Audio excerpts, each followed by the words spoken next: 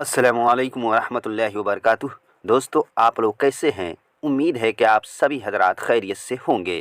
तो दोस्तों, आज के इस वीडियो में हम लोग बिना मात्रा वाले हिंदी शब्द और वाक्य को पढ़ना सीखेंगे और साथ में ये भी सीखेंगे कि उन हिंदी के वाक्य को उर्दू में किस तरीके से लिखा जाता है और कैसे उसको पढ़ते हैं। आज हम लोग इस वीडियो में इसको भी जानेंगे और साथ में ये भी जानेंगे कि किस हालत में आप कैसे पढ़ेंगे और किस हालत में किस तरीके से क्या किसी भी शब्द को, किसी भी वाक्य को पढ़ा जाता है। तो चलिए जल्दी से इस वीडियो को लाइक कर दीजिए, शेयर कर दीजिए और अगर अभी तक इस चैनल को आप सब्सक्राइब नहीं किए हैं तो बराए मेहरबानी इस चैनल को सब्सक्राइब ज़रूर कर दें। तो चलिए वीडियो को बिना देर किए हुए शुरू करते हैं।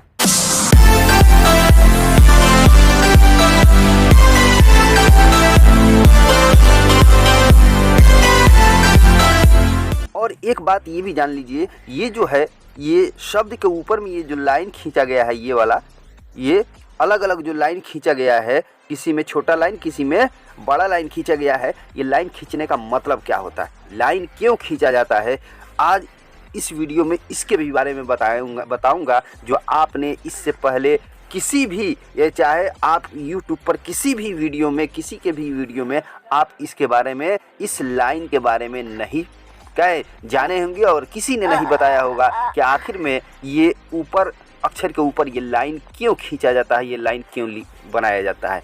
लेकिन आज के इस वीडियो में मैं उसके बारे में भी आपको ज़रूर बताऊंगा ताकि आपको हर दिक्कत दूर हो जाए।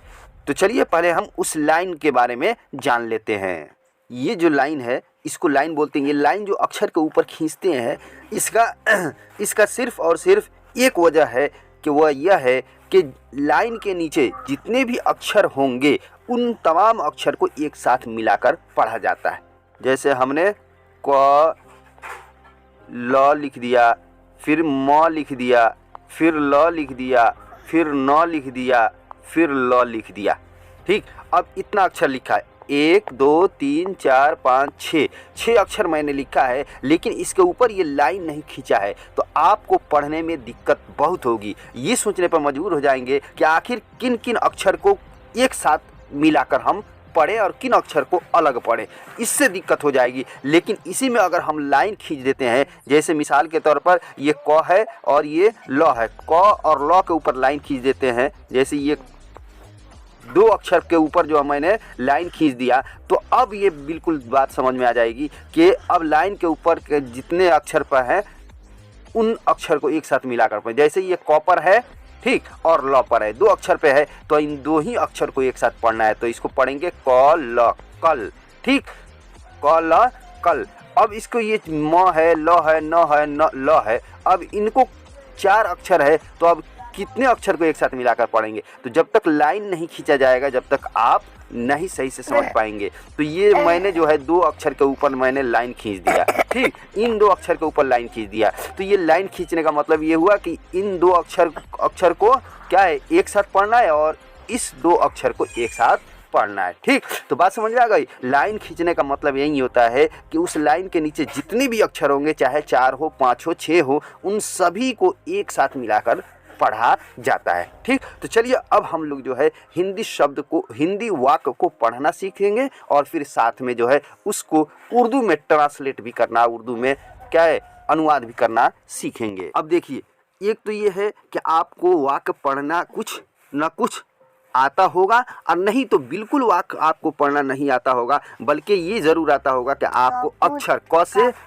क से ज्ञ तक जो है आपको ज़रूर आता होगा। ठीक, तो अगर क से ज्ञ तक आपको सही से आता है पहचानना, लेकिन आपको अक्षर को एक साथ मिलाकर शब्द बनाना आता नहीं है, समझ में नहीं आता है, नहीं पढ़ पाते हैं सही से, तो आपके लिए बेहतर यही तरीका है कि आप जिस लाइन के नीचे जितने अक्षर हैं उन तमाम अक्षर को जो है अलग अलग करके, जिस तरीके से क ख ग घ पढ़ते हैं उसी तरीके इसको अलग अलग पढ़िए और साथ में जितने भी अक्षर है उसको लास्ट में जो है एक साथ मिलाकर पढ़ लीजिए। जैसे अगर आपको क्या है, शब्द पढ़ने नहीं आता है, शब्द को पढ़ने नहीं आता है लेकिन अक्षर पहचान जाते हैं, तो आपके लिए बेहतर है कि ये तरीका आप अपनाएं। चलिए हम वो तरीका अपनाते हैं। ये है अ ये म, ये र, इन तीनों को अलग अलग पढ़िए, अ म र। ठीक, अब मिलाइए तीनों को एक साथ, अमर। ठीक, ये है इधर, इधर,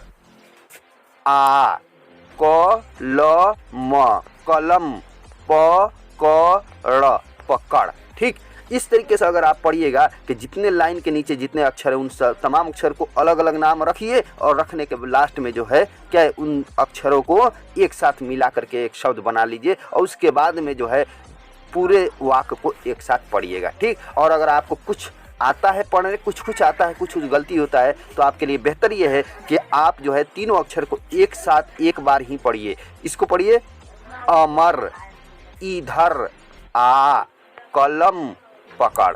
ठीक, इस तरीके से पढ़िए। तो चलिए जो है हम जो है दोनों तरीका जान गए, लेकिन हम जो है जो असल पढ़ने का तरीका है कि वाक्य को असल किस तरीके से पढ़ा जाता है उस तरीके से हम लोग पढ़ते हैं। तो चलिए हम वाक्य को पढ़ना जानते हैं। अमर, इधर, आ कलम, पकड़। ठीक, अब इसको उर्दू में देखिए, यह है अमर, इधर, आ कलम, पकड़। ठीक, अमर, इधर, आ कलम, पकड़। ठीक, अब देखिए अमर, अमर तो ये जो ऐन मीम रे वाव से अमर लिखा हूँ, एक अमर इस तरीके से लिखा जाता है, लेकिन ये अमर सही नहीं, ये अमर गलत है। क्यों?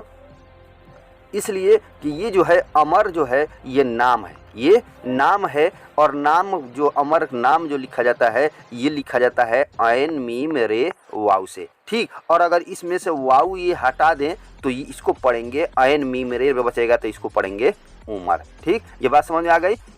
अमर, इधर, आ कलम, पकड़। अब हिंदी पढ़ते हैं, ऊपर वाला, जल भर कर घर चल, यानी जल भर कर घर चल, जल भर कर घर चल, जल भर कर घर चल।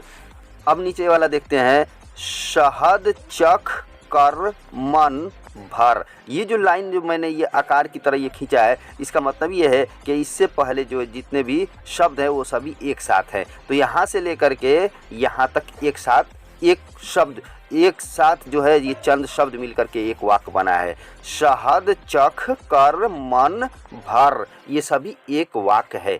अब इसको उर्दू में देखते हैं, शहद चख कर मन भर, शहद चख कर मन भर।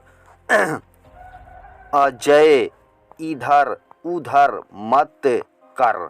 ठीक, ये एक वाक्य है, अजय इधर उधर मत कर, अजय इधर उधर मत कर। हम जो उर्दू में जो ये ऊपर में ये इसमें पेश जो दिया हूँ, ये पेश आपको क्या है, इन दोनों को एक साथ एक जैसा लिखा गया है। ये दोनों को इधर और उधर को एक जैसा लिखा जाता है, लेकिन ये मैंने दूसरे में पेश दे दिया है ताकि आपको पहचान में आ जाए, ताकि आपको दिक्कत ना हो कि इधर है कि उधर है। लेकिन उर्दू में जो है आपको क्या है, ये पेश नहीं मिलेगा, ये पेश नहीं मिलेगा। तो अगर जो है ये दो शब्द, दो अल्फाज एक जगह एक इकट्ठा अगर जमा हो जाएं उर्दू लफ्ज़ में, अगर ये दो एक ही जैसे हैं इधर उधर, अगर ये दोनों एक साथ जमा हो जाएं तो आप एक को इधर पढ़ना है और दूसरे को उधर पढ़ना है। और अगर एक ही हो, किसी भी लफ्ज़ में अगर एक ही हो तो वहाँ पे जैसा हो, इधर पढ़ना हो तो इधर पढ़ लीजिए, उधर पढ़ना हो तो उधर पढ़ लीजिए। लेकिन ये ध्यान रखिएगा कि जब ये दोनों एक जैसा लिखा जो हुआ है, ये दोनों अगर एक साथ किसी भी लफ्ज़ में आए तो एक को इधर पढ़ना है और दूसरे को उधर पढ़ना है। हिंदी को बाएं तरफ से पढ़ा जाता है और उर्दू को दाहिने तरफ से पढ़ा जाता है, ये बात ज़रूर ध्यान में रखिएगा। तो फिर मिलते हैं हम आपसे अगले वीडियो में, जब तक के लिए खुदा हाफिज़, खुदा आपको सही और सलामत रखे।